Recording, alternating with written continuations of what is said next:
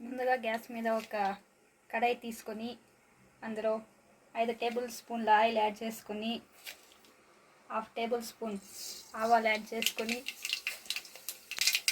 అది చిటపట అయిన తర్వాత 2 టేబుల్ స్పూన్ల వేరుశనగ గోల్డెన్ బ్రౌన్ కలర్ వచ్చిన తర్వాత ఒక పెద్ద సైజు ఉల్లిగడ్డ 1 నిమిషం అయిన తర్వాత కరివేపాకు అందులోనే పచ్చిమిర్చి 6 to 7 యాడ్ చేయాలి. అందులోనే 1/2 టేబుల్ స్పూన్ పసుపు, అందులోకి ఒక పెద్ద సైజు టమాటో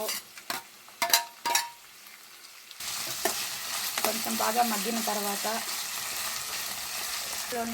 అందులోనే 2 టేబుల్ స్పూన్ సాల్ట్ యాడ్ చేయాలి. ఈ మిశ్రమాన్ని బాగా కలపాలి. అందులోకి ఒక చిన్న మెంతి కూర కట్ట యాడ్ చేయాలి. ఒక 2 నిమిషాలు అలానే వదిలేయాలి.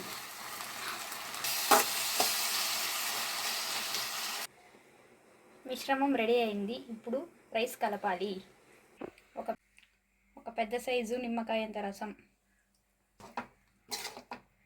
తర్వాత ఈ మిశ్రమాన్ని బాగా కలపాలి.